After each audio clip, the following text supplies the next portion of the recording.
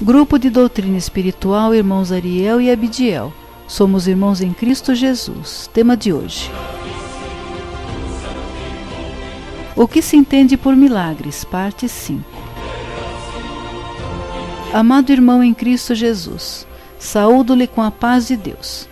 Hoje falaremos um pouco mais sobre Moisés, importante personagem da história de Israel. Moisés, segundo as Escrituras Sagradas, foi o responsável pela saída de mais de 600 mil hebreus do Egito.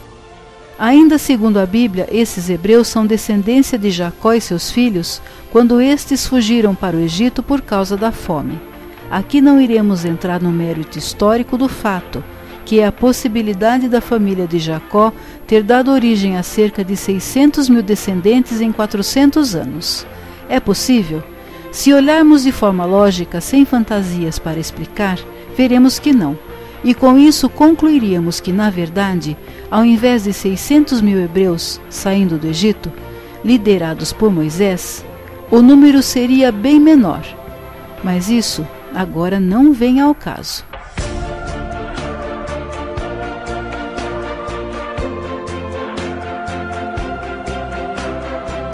O que nos interessa hoje é mostrar Moisés como um mero espectador dos fatos que ocorreram no Egito, e não mostrá-lo como seu responsável. Hoje a ciência já conseguiu desvendar os mistérios que envolveram as pragas que sobrevieram sobre o Egito naquela época, e que nas escrituras hebraicas foram relatadas por Moisés da forma que eram também relatados os fatos que os egípcios não conseguiam explicar de forma plausível. Não podemos nos esquecer que Moisés foi criado no Egito, assimilando toda a cultura daquela região.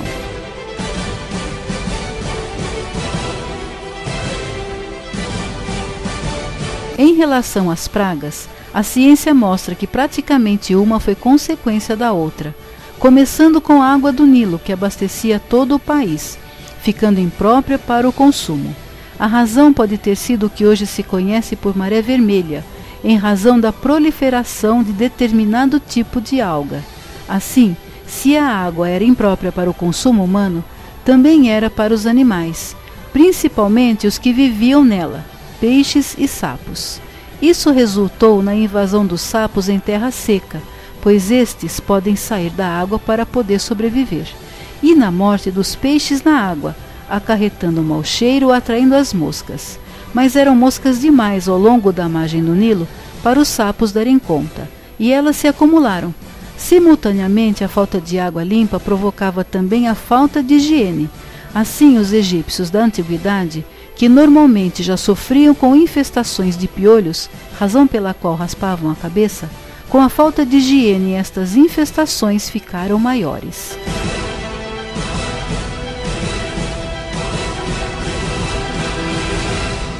A infestação das moscas gerou a morte dos animais, pois, como se sabe hoje, esses insetos carregam vírus que podem ser letais.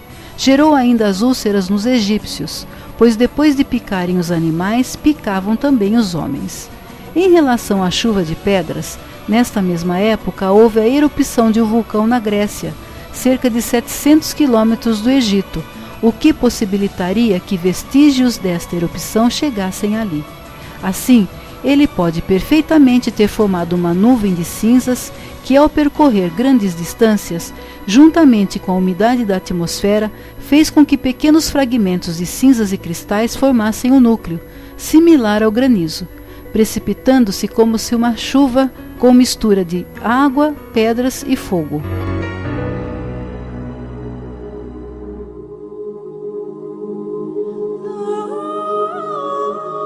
Com essa chuva, insetos em seu habitat natural ficaram perturbados, neste caso os gafanhotos, se agrupando em grandes nuvens. Quanto à escuridão que caiu sobre o Egito, há duas hipóteses: uma tempestade de areia que pode ter ocorrido, isto é muito comum em regiões desérticas. A outra possibilidade é de que as cinzas da erupção do vulcão que citamos cobriram o sol, deixando a região no escuro. Em relação à morte dos primogênitos, havemos de convir que a invasão de gafanhotos possa ter contaminado a comida cuja origem era a lavoura onde os insetos em bandos depositaram suas fezes. E era costume no Egito o filho mais velho comer antes dos outros, e quando não tinha alimento suficiente para todos, este era o caso nesse contexto, o primogênito era escolhido para comer. Assim, se apenas eles comerem sem compartilhar o alimento com os demais membros da família, e muito menos com os hebreus, é natural que apenas eles tivessem morrido.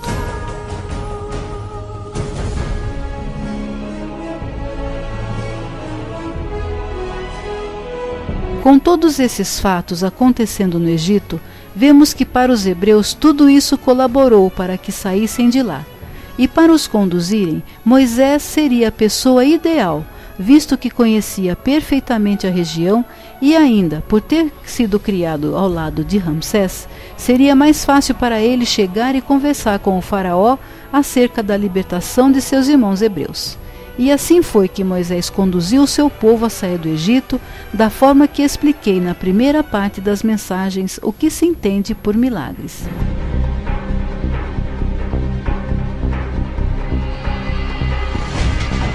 Portanto, se você, meu irmão, analisar com a razão, não há como tratar esses eventos por milagres. Mas mesmo não sendo milagres, em todos esses acontecimentos há a vontade de Deus. E foi com sua orientação e permissão que tudo ocorreu. Por isso, nosso Criador designou seus trabalhadores do mundo espiritual para trabalhar e intuir em Moisés a guiar o seu povo. Apenas este fato já mostra, sem dúvida alguma, o poder, a misericórdia e a inteligência de Deus, visto que ele não necessita fazer nenhum tipo de prodígio ou magia para mostrar do que ele é capaz. Não é à toa que toda a glória e poder lhe pertencem.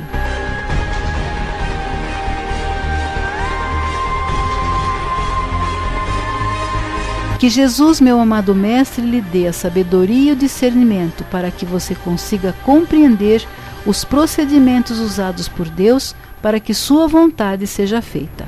Fique com a paz de Jesus em seu coração. Espírito Lúcio, Piracicaba, São Paulo, 16 de janeiro de 2016.